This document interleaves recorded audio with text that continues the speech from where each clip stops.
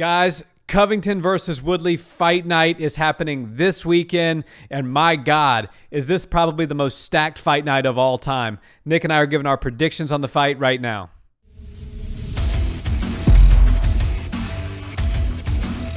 What's up, Barnhill family? Welcome back to the channel. Yo. Boy, oh boy, Nick, do we have a UFC fight night to beat the band this coming weekend? My God, this one is insane. You know, I'm happy it's a free one, but I would be more than willing to pay for this fight card if I had to. I know. I feel like I've been paying the $5.99 a month to ESPN Plus for all the glitches that they've had. This is them paying me back with a nice free card. Yeah, and if this one doesn't have any buffering issues, then we're on to something. So, Dana, I hope you fix that. Man, is this a great fight card? We're talking about Khamzat Chimeav, Cowboy Cerrone, Colby Covington, Tyron Woodley, the former champ, Mackenzie Dern back in action. Oh, and by the way, a guy by the name of Johnny Walker. Oh. Not the Scotch. In case you guys forgot, he's the former stripper is back in action. That's it. Yeah, the toughest stripper out there, Yeah. Johnny Walker, is going to put on the show again. Yeah, so I'm excited for that one. When we break that one down, I'm excited. But you know, he was one of those guys that he was kind of like a Khamzat Chimeav for a second. Came on the scene super hot. Everybody was like, "Oh, should he fight John Jones next?" Slow your roll on that a little bit. Yeah, he suffered a couple losses, but I think he's very entertaining and a few fights away from being a top contender. Absolutely. And so when I think of this card, I mean, even just to start the main card, yeah, you have Mackenzie Dern versus Ronda Marcos. Right.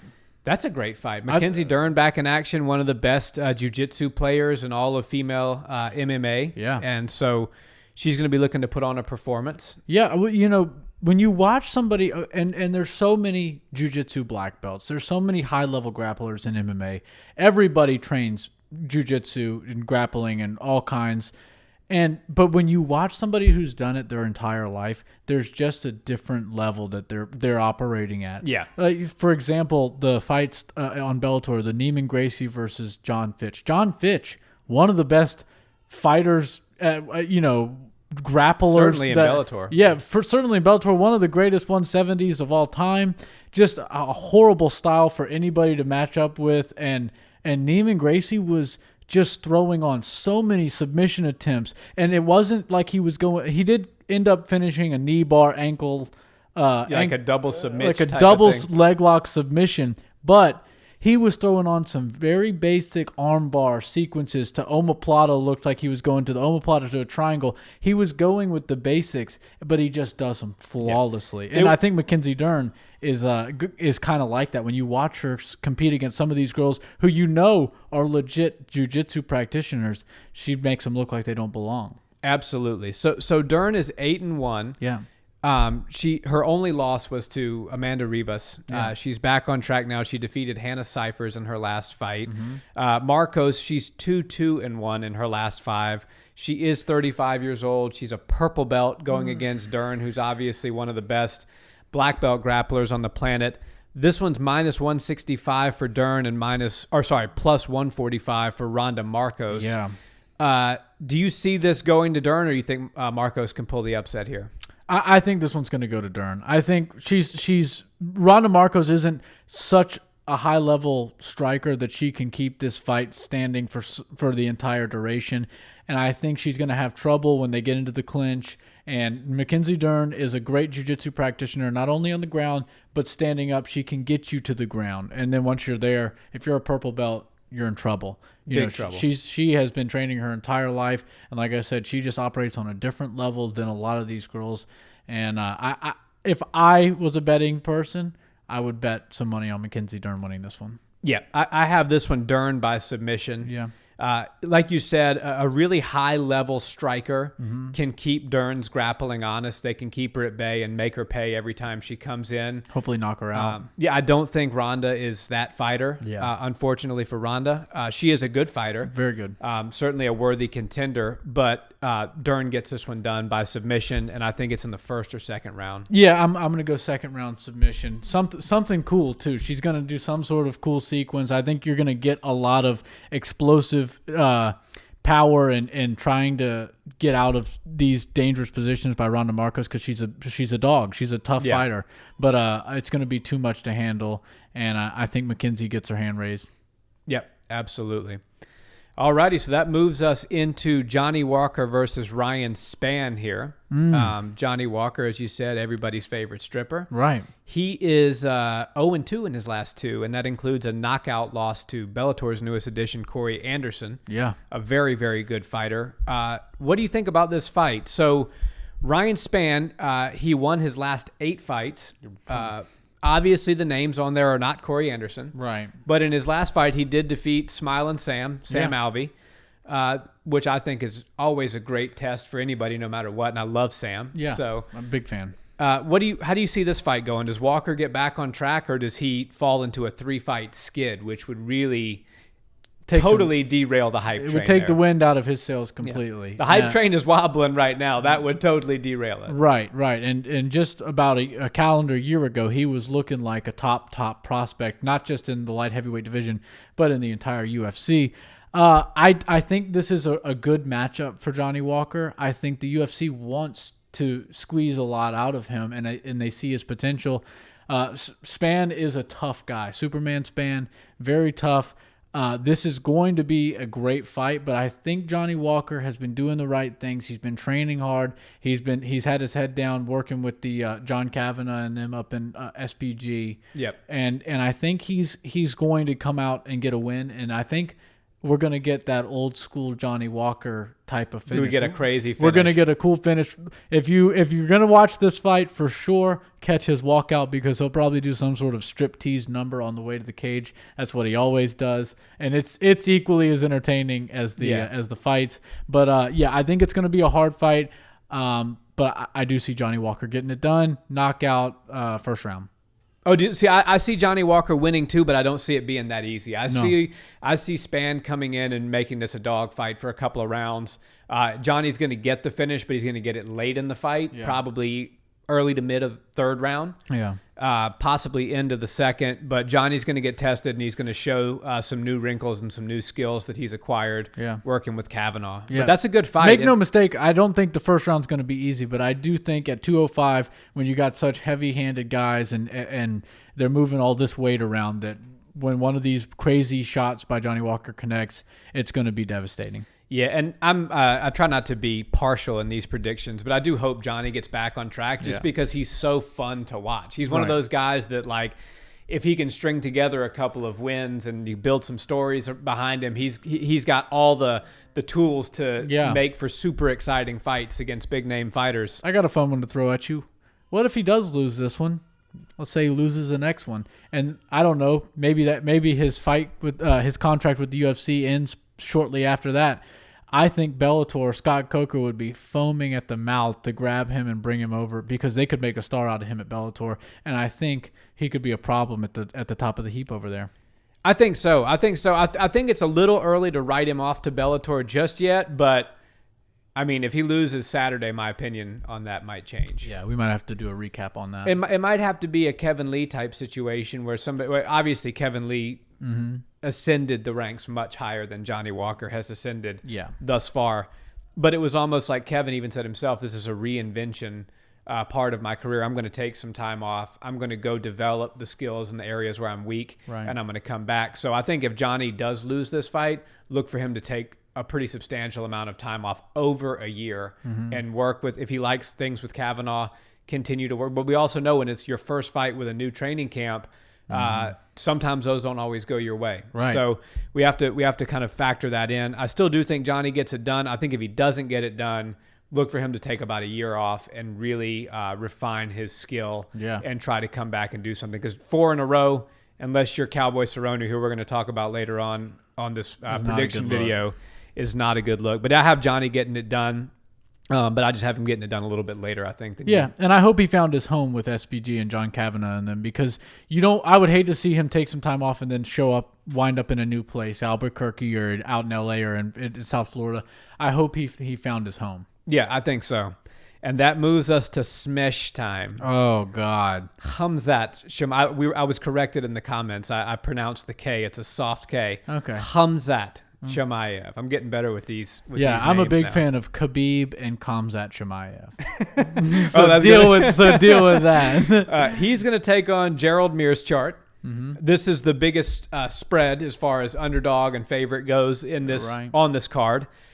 Khamzat is an over 400, minus 400 favorite. Meerschaert is plus 350. Some of the betting lines have him up to plus 375. Meerschaert feels disrespected. He feels like everybody's looking past him, including Khamzat, and looking to Khamzat versus Damian Maia in October. And I understand that's not only saying that I think that you're going to beat this guy, but also I think he's going to beat you so easily that he's not going to take any damage, and he's going to be able to fight in less than or right at a month from now. Right. So it's I understand Meerschaert's frustration. Also, he has the ability to control. If he's angry about it, show something and do something about it. So can he do something against Khamzat Chimeav, or is this another steamrolling by the Smesh God? You know, I think before all of this narrative of the two fights being booked at once, it was looking more like a smashing that was about to take place. But they lit a fire under Gerald Meerschaert, and I think that is going to for sure bring out the dog in him, and it's going to make this the most intense and difficult matchup for Khamzat to deal with since he got into the UFC. I personally think that he's going to be able to implement his style that he did in the first two fights, where he's really, really aggressive with the ground and pound, and get Gerald Meerschaert out of there in the first round. But I think it's going to be a tough few minutes to get him down. Yeah. And I think, if there's anybody that deserves to have two fights on the docket, it's Khamzat Chimeav. But you can't look past anybody in the UFC, especially a grizzled vet who's got that man strength. Meerschaert just looks mean. He looks tough. Yeah. He looks like the kind of guy that you don't want to just breeze over. He's had over 40 fights, Right. professional MMA fights. If you've had over 40 professional MMA fights, nobody scares you. I don't care if you're Khamzat Chimeav or who you might be. You're going to get in there and you're ready for a dogfight. Right, and he could very well steal some of the thunder from Khamzat, because people's eyes are on Khamzat Chimeav right now. He's the hottest ticket in MMA. Yep. He's the biggest show. He's not even the top. He's not even the main event. And if the main event was pretty much anybody else besides Colby Covington and Tyron Woodley, this would be the most talked about fight on the entire card for sure. If Khamzat wins this fight, he's co-main event material. Yeah, for sure. I mean, that Maia fight will probably be. I have to look at the rest of that card, but I would assume that would probably be the co-main event there. Yeah, and like we were saying last week, his rise is far faster than Conor McGregor's. If he wins this fight, he gets put into a top 10, number 7 fight with Damian Maia. If he title can get past challenger, fought everybody, Right. Hall of Famer. He's in one the of mix. the best jiu-jitsu players, arguably the best jiu-jitsu player that's ever fought in MMA. Absolutely. There's arguments for other people, but there's certainly an argument for Maia. So Yeah. I think I agree with you. I think he gets it done in the first round against Meerschaert. Let's say he at least Meerschaert quadruples the amount of strikes that the other two landed on him. Meerschaert lands at least 8 strikes. Wow. I'm saying close to 15. Bold prediction. Yeah. Yeah, but I thought I had something similar to that. I think it's going to be he's going to be very cautious in the beginning of the fight, because you watch Khamzat come out and he'll throw a couple of things really fast just to get your hands up and get your posture up, and then he comes right for your legs, swoops you up, takes you to the wall, and then it's over from there essentially. I think that's what is going to happen, but Meerschaert knows that's going to happen, so Khamzat's going to have to get a little bit creative on his entry, and then once he does, that's all she wrote. That's the one thing Meerschaert does have going for him that the other fighters didn't have on Fight Island, was nobody knew who the heck Khamzat Chimeav was a couple of months ago. Everybody knows who he is now. I went as a fan and watched all of his fights leading up to the UFC, and of course I've rewatched the fights that he had in the UFC. So now I've had more footage on him, and I'm sure Gerald Meerschaert and his team of professionals has done the exact same thing. That's the thing. When you come out with when the cat's out of the bag, and people start studying you, that's when people start to find how you do the things you do and where your holes might be, and then it's up to you to see if you can still impose your will, which I think he will. I think he's going to win the fight. I think he's going to win first round, ground and pound. Same MO. And he's like Khabib. He does. It's what's happening. You just can't stop it. Right. Exactly. Yeah, super excited for that one. Couldn't be more jazzed up. And if you guys don't know, you're probably living under a rock, but Khamzat Chimeav's the hottest thing in MMA right now. I'm telling you, he really is. And we talk about him a lot here on this show, and we're going to keep talking about him as long as he keeps winning. Absolutely. So I'm going to try to talk myself into a prediction here because I'm going to be making it as I'm speaking. Mm-hmm. Next up, we have Cowboy Cerrone versus Niko Price. And this is the only one on the card where I'm going back and forth on it. Cowboy, like Nick, it's basically a pick'em fight as far as the odds go. Yeah. Cowboy's a little bit of an underdog, plus 130 the last time I checked. Nico's minus 115 or 20 or whatever it is. But let's just say that's a pick'em fight. Mm-hmm. Cowboy's lost his last 4. Niko Price, he's always exciting. 2-3 in his last 5. Lost to Vicente Luque recently. Jeff Neal. Mm-hmm. Who wins this fight? How do they win it? And is it a finish? So this is a very fun fight. I'm super excited to see Cowboy back in action. He is always super fun to watch, super entertaining. Cowboy has struggled throughout his career to deal with the elite of the elite. Right. But he can put on a clinic when it comes to guys ranked from 6 to 15. He can put a clinic on them. And I think Niko Price presents a lot of trouble for Cowboy in the first round and a half. But I think Cowboy will be able to weather this storm a little bit. And even though it's going to be a tough fight, I think Cowboy still has some of those amazing combinations. He still has that really slick kickboxing style that he's able to use. And I think he gets back in the winning column, and I think he does it in a really spectacular fashion. That's the Cowboy that we know and love. Loses a few, gets on a bit of a skid, not having the best year for fighters, and kind of his luck's not going his way. And then he comes out and does like the coolest combination that you've ever seen. Remember his move against Rick the Horror Story against Matt Brown. He does some stuff that nobody else can do. And of course he'll lose here and then because he fights everybody. But I think we're going to see a hard fight, a hard first round. He's going to weather the storm, and then he's going to get some sort of a cool finish. I'm not going to say it's a grappling finish. I'm going to say it's a striking finish, probably a slick combination that he's been working. Yeah, with some of those high head kicks that he throws, absolute highlight reel stuff. I love Cowboy. I've been a fan of his for years. I do think that Niko Price opens himself up to Cowboy's style a bit because Niko is very strong. He throws a lot of crazy heavy punches, and sometimes he gets a little wild and he gets a little reckless, which for a guy who's a seasoned striker like Cowboy, training with Joe Schilling and those guys, they see those opportunities. And when you overextend yourself and you get an opportunity, crack, right to the side of the head with a high kick. So I do think that can happen. But I think Niko Price is going to be just a little too much. Cowboy's 37 now, and God, I hate to pick against Cowboy because I'm such a fan, but I think Niko Price gets this done. I think it's a decision. I think Niko Price and Cowboy go to decision, and I think Niko edges it out 29-28. Okay. Yeah, I mean, that's definitely a good prediction. I hope your prediction is right. Yeah. But, I'm I love Niko Price. He looks like he'd be a nightmare to train with because he's just one of those dudes that seems tough as nails. But I feel it in my bones that Cowboy's going to get it done. Okay. All right. So that brings us to the drum roll, the main event. In case you've been living under a rock, as you say, Colby Covington is going to be taking on Tyron Woodley, or as he calls him, Tyquill Woodley. This fight is incredible. I mean, you're talking about Tyron Woodley, and I don't care he's 38 years old. I don't care he's lost his last 2 fights. Tyron Woodley is still one of the best and baddest 170 fighters in the history of MMA. Mm-hmm. Colby Covington, obviously one of the most exciting fighters in MMA right now, and also one of the best. Yeah. How does this one play out? Well, as our little nephew Luke says when he gets super excited, there's only one word to describe this fight, and it's wowee.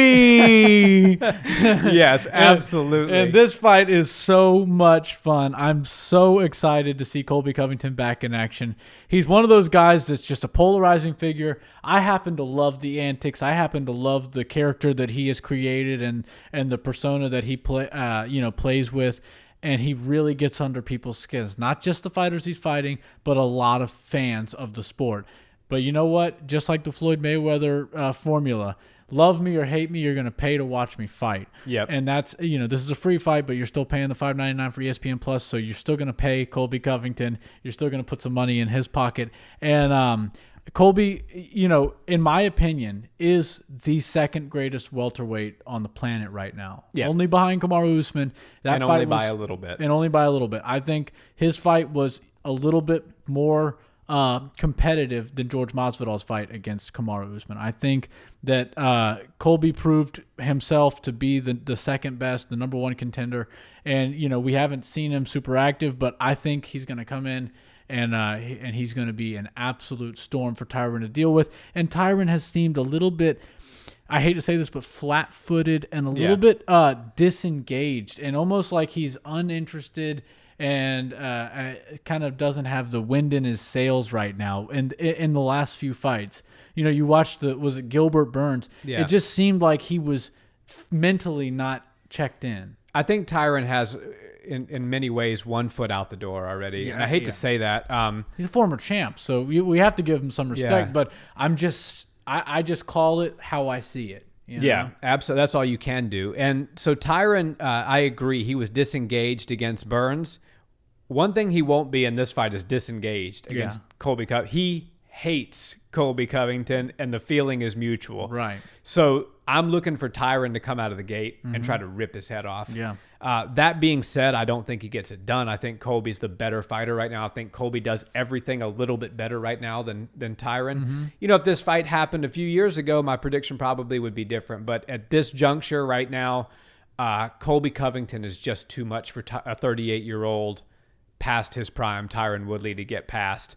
And I see Colby wearing him down and wearing him down to possibly a 4th or 5th round stoppage. Tell me what you think about this. It seems to me that the 170 division in the UFC, to be a top guy, a top contender, a top fighter in the 170 division, there's a formula. You have to be very good at wrestling, very good at volume striking, and absolutely over the top with your pressure and your just veracity. So what you're saying is you have to be one of the most highly skilled fighters in the world to make it in 170. Yes, but more so, you can't have a relaxed style, kind of that Conor McGregor style.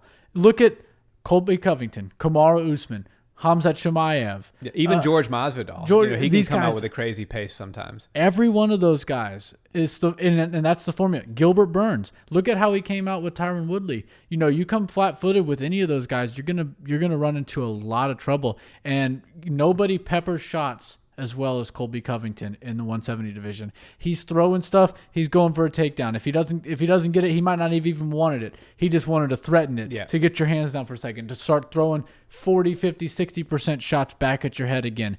And he puts those sequences together so well. Yeah, he does. And a lot of people hate him, but you can't hate the skill. That guy is incredibly talented. There's only one guy at 170 that can compete with him and beat him, and it's Kamaru Usman.